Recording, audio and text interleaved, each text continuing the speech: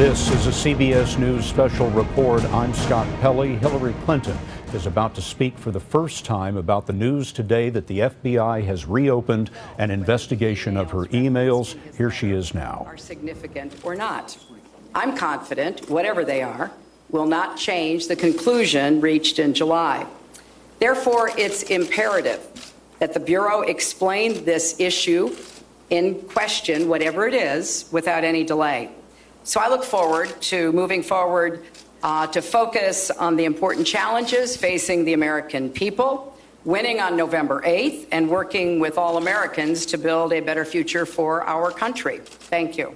Mrs. Clinton, this is going to make your campaign so much harder, isn't it? Have you or any of your advisors heard from Comey or anyone else at the FBI today? And are you concerned at all that these new emails that they say they've found will in any way reveal classified information that you sent or received? No, we have not been contacted by anyone.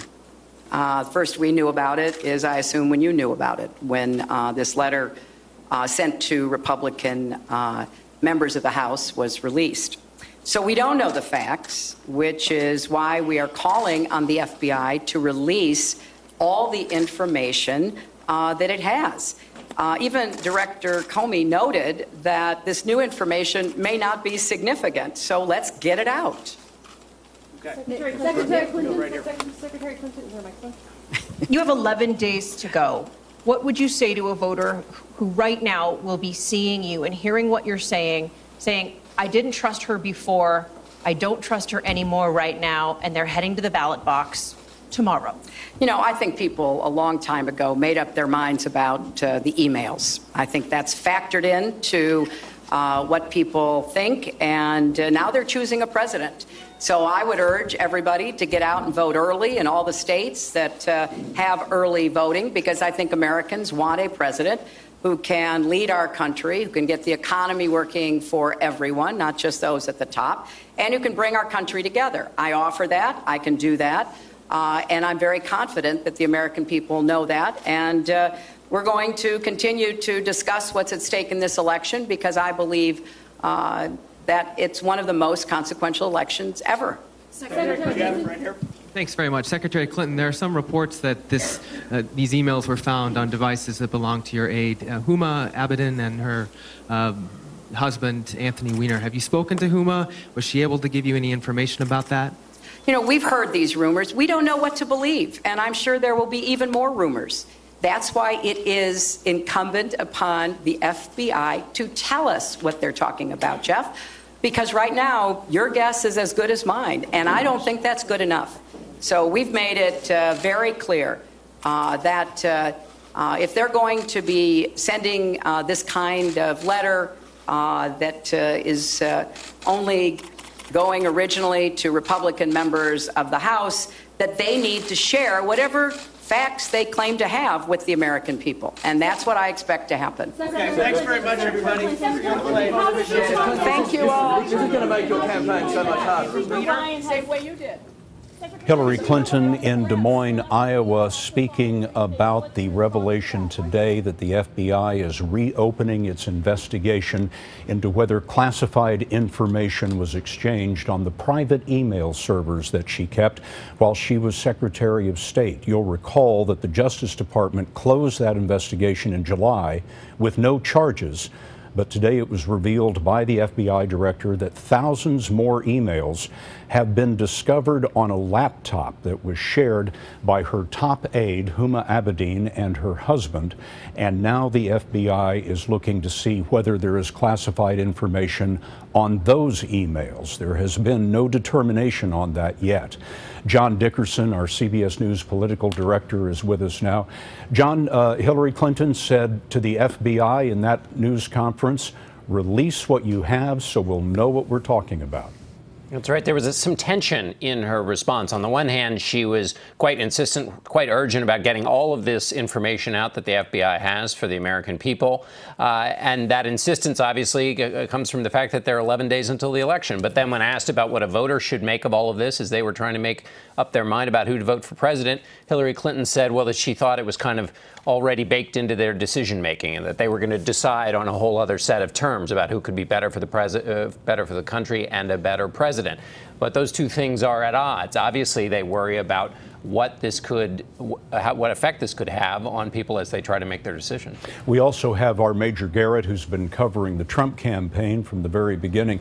Major, one of the things that Hillary Clinton said at the very beginning of that news conference was that she expects the result of this new investigation to be exactly like the one back in July, which found that she had been careless with classified information but found no criminal intent.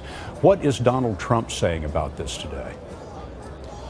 Well, Donald Trump is welcoming the FBI's decision to reopen the investigation, Scott, but up until just last night, he was very critical about the original investigation, essentially calling it a miscarriage of justice, saying that the FBI did not pursue all of the relevant facts nearly aggressively enough, and others in American life who have done, in Donald Trump's words, far less, have been prosecuted to a much greater extent. That has been Donald Trump's continuous criticism of this FBI investigation until today, when this October surprise landed quite welcomingly into his arms and his campaign's arms, and they began to exploit it almost immediately. One thing interesting to point out, Scott, Donald Trump's running mate, Indiana Governor Mike Pence, said today he also wants the FBI to release all pertinent information and do so as soon as possible. Major Garrett, thanks. Let's go back to John Dickerson. John, October surprises aren't what they used to be. There are more than 30 states voting already. Our latest count is more than 18 million votes have already been cast. What effect is this likely to have?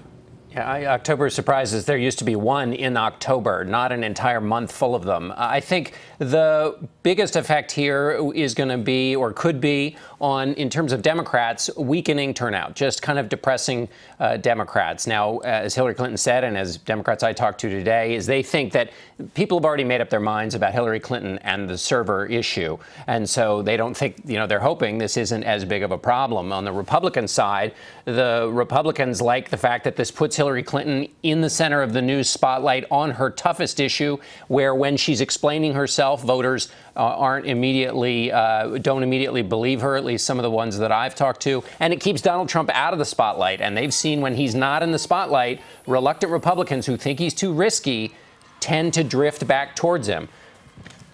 This was a big surprise today when the letter written by the FBI director went to the chairman of the relevant congressional committees. You heard Hillary Clinton say several times that this was released to Republicans in Congress. Well, that's because the Republicans in the House are the chairman of the relevant committees. John Dickerson, Donald Trump, he's going to make a great deal out of this.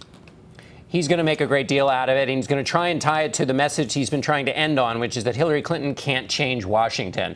And if he's able to do that, Republicans are hopeful that they can turn this into something.